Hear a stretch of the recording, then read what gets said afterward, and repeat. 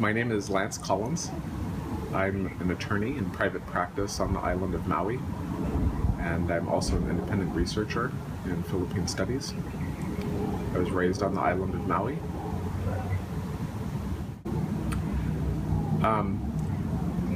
When I went to college, I didn't originally plan to be an attorney. I thought when I went to college that I was eventually going to end up being a college professor teaching philosophy or political science. And through community organizing and activism while I was in graduate school, I sort of switched paths and took a detour and went to law school. And when I was going to law school, I didn't really know what I was going to do. When I finished, I still had hopes of being a college professor. But when I finished, I took the bar and became an attorney and continued my community organizing efforts. I consider the two main parts of my work to be helping people and communities be able to enjoy their lives, and the other is to hold power accountable. And I enjoy doing both of those things. It can be difficult at times because power doesn't like to be held accountable, and sometimes it's hard for people to get along. But I do enjoy both of those things. I think in both aspects of how I work with respect to helping people be able to live together peacefully and holding power account, I do think that furthers the well-being of people in Hawaii and furthers Hawaii and a future that we can all live in. I know that there are some prominent people in government that don't feel that way, but that's about holding power accountable.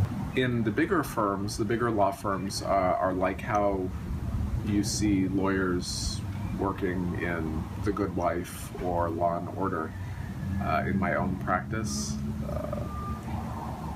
I work a lot alone when it comes to reading and writing about the law, but when it comes to figuring out the strategy for how a case will proceed or how we resolve a problem, that's definitely done as a team with the people that I represent and the experts and allies that we work with. To be a lawyer, you don't have to stay in shape, but I do like to go surfing on a regular basis, although when the weather isn't too good, I don't. And I do also go to the gym and like to go hiking. And I think that pretty much any job that you have really, for one to really enjoy life, they have to stay active and really, stay involved and close to nature. As an attorney, definitely there are opportunities to travel. Attorneys that work in Honolulu very frequently have to go to the neighbor islands. Also, in the work that I do as an independent researcher, I've had the opportunity to travel all over the U.S. and also to the Philippines. While I've been an attorney, I have done extensive traveling. I've gone to India, Philippines, I've gone to East Asia, and of course all over the U.S. And there's definitely a lot of opportunities to do that and to do it on more or less my own schedule. I can't evade court hearings, but otherwise I get to decide when I get to travel somewhere. Well, to be an attorney, you have to be very good with words. So if you like songs, you like poetry, you like reading, then it should be fairly easy to eventually become an attorney. You'll also have to be able to write.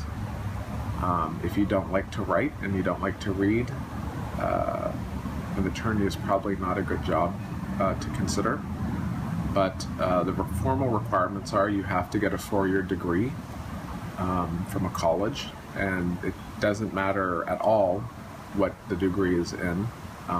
If you really like art, you can get a degree in art. And there were actually a few people in my class at law school that did have art degrees. The important thing I think that law schools care about is that you do very well in your 4-year degree, and so it doesn't really matter what the topic is as long as you do well. Then you have to take what's called the LSAT, the Law School Admissions Test, and that tests your abilities of logic and also your language skills. And then you have to spend 3 years in an accredited law school. And when you finish that, then you have to sit for the bar exam in whatever state you're planning on practicing law in. And so for school, it takes 7 years after high school to become a lawyer in the minimum. And you also have to pass the bar exam. You know, when I take cases, I don't really know where they're going to go. And so, for example, when I first started practicing, I represented Akaku, which is the Maui public access station. It's the Maui version of Olelo in Honolulu, and I think it's Ho'ike on Kauai. And I can't remember what the name of the one on the Big Island is, but the cable public access stations, I represented Akaku, and there was a chance that it could get shut down because the governor at the time was not in favor of public access stations. But Akaku fought back, and it required me to file a series of lawsuits against the director of the DCCA, who at the time was Mark Rechtenwald, who's now the Chief Justice of the Hawaii Supreme Court. And of course, had I known that he would become the Chief Justice of the Hawaii Supreme Court, I probably wouldn't have done anything differently than I had. But you know, when you sue someone who ends up being the Chief Justice of the Supreme Court, you always kind of you know, wonder, was that the right thing? But that's one example. And another example is I represented a group of local people who were elderly and had retired, and the mayor of Maui at the time had done some illegal actions with respect to development right behind their houses. I sued him, and part of the result of that lawsuit was that he was voted out of office. And we won the lawsuit, and the county appealed it, and while it was on appeal for 5 years. The former mayor was elected again to be the mayor, and so you never really know where the cases, you know, how the case will unfold when you take it. Another case I represented a group of community activists, environmentalists, and Hawaiians who objected to particular development in South Maui, and when I was reviewing everything, one thing I noticed was that the county council's committee had met about a dozen times, and they didn't give notice of their meetings or anything like that.